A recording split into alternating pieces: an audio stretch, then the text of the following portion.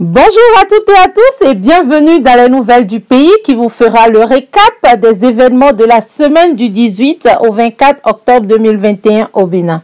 C'est par le ministère des Finances que démarre ce récapitulatif. La loi de finances rectificative 2021 adoptée à l'unanimité au Parlement qui s'équilibre en ressources et en charges à la somme de 2 985,46 milliards de francs CFA à une augmentation de 21,7% par rapport à la loi de finances initiale. Au niveau de la justice, suite à des saisies d'importantes quantités de drogue à Ekpè et à l'aéroport de Cotonou, le procureur spécial près de la Cour de répression des infractions économiques et du terrorisme, CRIET, Mario Elam Metonou, apporte des éclaircissements à la faveur d'une déclaration de presse le lundi 19 octobre 2021 au siège de l'institution à Porto Novo. Il s'est prononcé d'ailleurs sur plusieurs dossiers de trafic de stupéfiants au Bénin et les différentes procédures judiciaires engagées. Il salue également l'efficacité des services en charge de lutte contre le trafic de drogue au Bénin.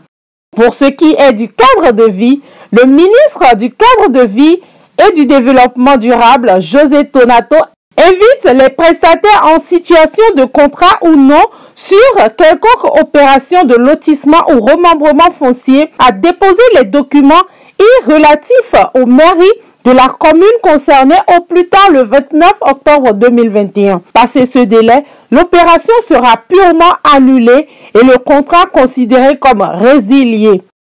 Au plan diplomatique, le Bénin, représenté par le chef de la diplomatie Aurélien Agbeonsi, a pris part à la 39e session ordinaire du Conseil exécutif de l'Union africaine qui s'est tenue à Addis Abeba en Éthiopie les 14 et 15 octobre 2021. En marge des travaux de cette session, le ministre des Affaires étrangères et de la coopération, Aurélien Agbeonsi, a eu d'intenses activités diplomatiques marquées par des rencontres bilatérales, notamment ses homologues du Nigeria, de l'Éthiopie, du Gabon et le président de la Commission de l'Union africaine. Avec son homologue de la République fédérale du Nigeria, M.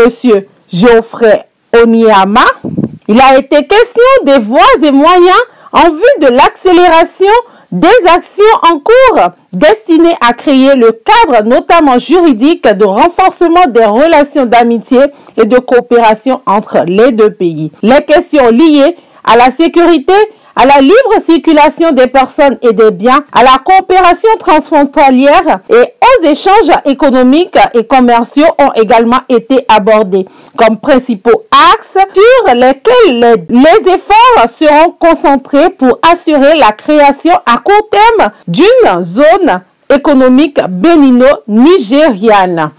Cap à présent à l'Assemblée nationale, où l'actualité rapporte l'adoption de la loi recadrant l'avortement le mercredi dernier. L'adoption de la dite loi a suscité une réaction de l'Église catholique qui se dit déçue et invite à une journée de jeûne et de prière le vendredi 29 octobre 2021. En face, le ministre Benjamin Humpati, ministre de la Santé, salue une clairvoyance des députés après sa législation. Il en est de même pour le secrétaire général adjoint et porte-parole du gouvernement, Wilfried Léandre Hungweji, qui indique que le premier souci du gouvernement à travers cette réforme de la législation est la protection des femmes au Bénin. La COVID-19 fait toujours parler. Désormais, plus d'accès aux services publics et aux mairies sans preuve de vaccination ou test PCR.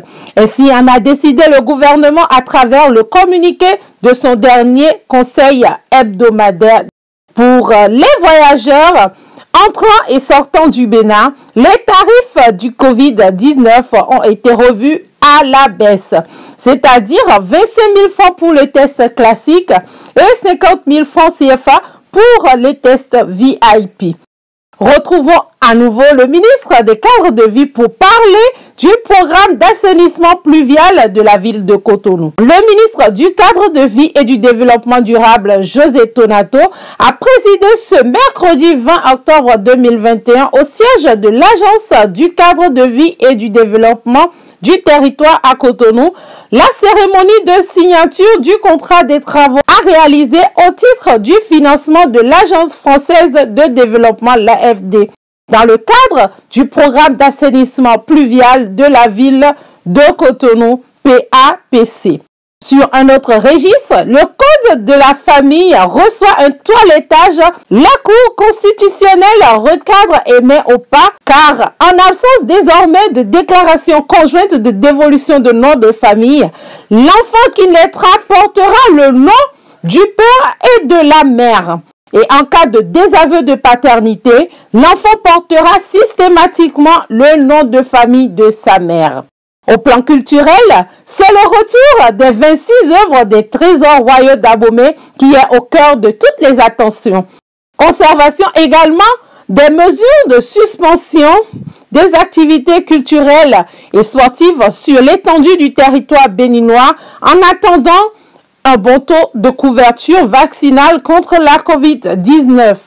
Et pour ce qui concerne le FESPACO 2021, c'est le conseiller technique à la culture du ministre Jean-Michel Abimbola qui a conduit la délégation béninoise à Ouaga. Parlons sport à présent. Oswald Homeki, le ministre des Sports, est ravi et prêt à accompagner l'Union nationale des footballeurs professionnels du Bénin.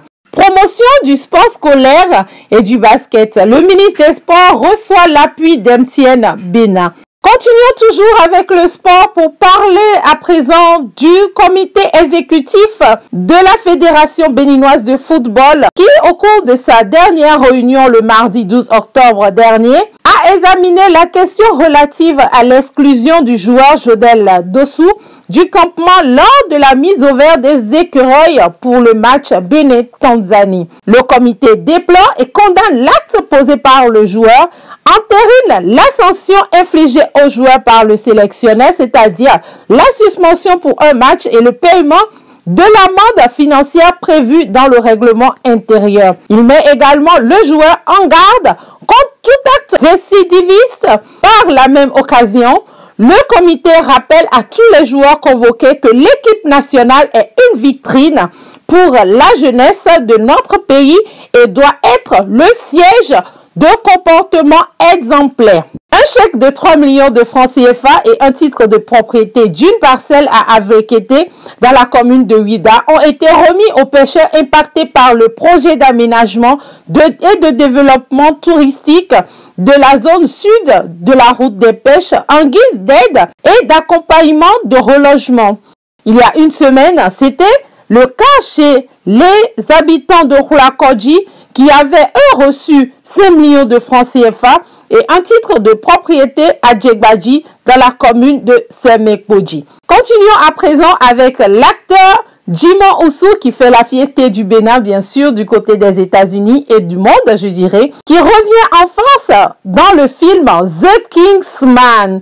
Ce film mettant en scène des agents secrets de l'Angleterre et dans lequel il tient un rôle central, sortira en salle le 22 décembre après près de 2 ans de retard.